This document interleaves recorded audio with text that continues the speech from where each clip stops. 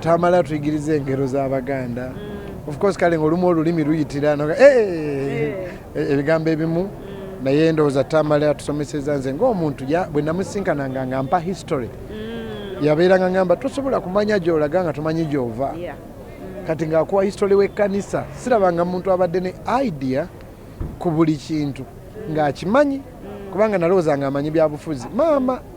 ng'ayinza okunnyonnyola ekkanisa gye yava bwe yajja engeri gye evolvingamu kati ng'abeera agamba kati mu abato mulina otegeera history. Yandabulanga nnyo okuwa ekitiibwa abaatusooka ate nga ngamba nnyo okunoonya ennyo abavubuka kubanga be balina ki future nga nzizaamu nnyo amaanyi ogenda mu bivulu ebyo ne basereba okubaagaza Katonda then ng'abeera nsuubiza nti lumu alidda mu church nga mpa ensonga ze lwaki yavaayo ng'agamba byobufuzi nti balimba nnyo kati ng'agamba naye nja kudda n'ebirala benyinza obutajjukira off head now but for me he is one of the wisest Ugandans. Mbadde sikimanyi kale of course tojjajinga muntu bayi kumutunuulira naye mbadde sikimanyi era nabadde so shocked mpozi n'okukubiriza abantu bannange obulamu buggwawo njogera nnyo kino taata Kamiri twali tuziika radio nangamba nti abantu mbagambe bw'otagenda mu kanisa ng'otambula sajja bana bali kusitula ne bakutwalayo kale ng'okyali mulamu olina okudda eri Katonda muddeyo mu makanisa bannange n'okusabira famire Katonda abagumye tera ogamba nti obusaale buba busatu bw'ofiirwa akasooka keeko nga babise manyize nafiirwa nnyo muganda amawulire amabi bwe gajja waliwo akasaala akakuyitamu bw'otasaba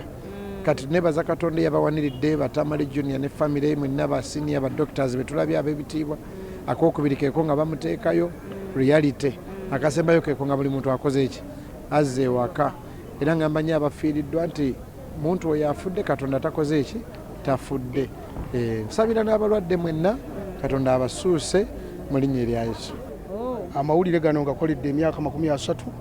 naye ng'eyaganyingizaamu nga ndi mwana muto musajja wa ku kyalo ewaffe Kalagala e Matale gye tugenda omuziika omugalamiza Tamale Mirundi ono yennyini. Tamale Mirundi gwe omumanya ddi otandika ddi okumanya Tamale Mirundi? Tamale Mirundi kaŋŋambe nti nno emyaka giringa 5 kubanga tuzaalibwa ku kyalo kimu. Tamale afudde alina emyaka 6 nze nina 53. Nze natandika P1 mu 79 ku kanisa e Matale nga yali mu P7 mu 79. Kakati ng'ayagaliza abaana ab'oku kyalo kuba nange ndi wa ku kyalo kubanga nzijukira nakola pepa yange y'HSC mu 94 eyasembayo nagikola lwakuna. Tamale najja mu kyalo ku Sunday nange ebigezo byabadde bitya nti si bibi nti ye vacation ogenda gikola otya tosobola kuwandiika mawulire. Natandise olupapula lwa lipoota kakati bwe tutyo bwe tutandika olupapula lwa lipoota si ye muntu gw'obadde okujjako mpazi ng'omuguddeko bugwi oba n'obufu bwe bwabadde atera okubaamu naye ng'osooka mukubira ssimu nti oli wano kuba ayinza okuba nga taliiwo kati nga kudde Wintoli nawaawo naye nga Tamale oluusi bwe mba simulabye physically kiggwera ku ssimu owaaye gundi yafudde mu kyalo okuziika kwa Saameka biki bwe tutyo bwe tubadde tukwatagana mpozi wano mu bulwadde simulabye nnyo olw'embeera nti mbadde ntawuka ate nga n'abasawo oluusi tebatukkiriza nnyo era mpozi bwe emirundi gyalwadde namulabirako waka waliwo le namulabirako awakaawo naye nga ali wiiki yali wiiki. Omugenzi kye namwagalizako oba kyenamuyigirako kwe kwagaliza abaana b'ekitundu oba abantu b'ekitundu kubanga ffe tuva ku kyalo kimu nga bwe nakutegeezezza ate n'ekirala ndowooza butasiba busungu kuba ye omuntu abadde akyamuka nga bwe abadde akyamuka kati bw'akyamuka oba musowaganye ku ssaawa 4 ate ku 7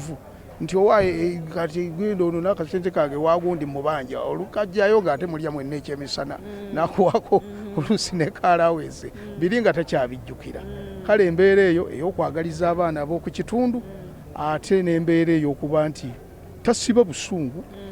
ate n'okuba nti kale famire y'abadde ajagala kubanga bwe mulabye wano siga nti abaana abo bonna si ba mu kyalo omu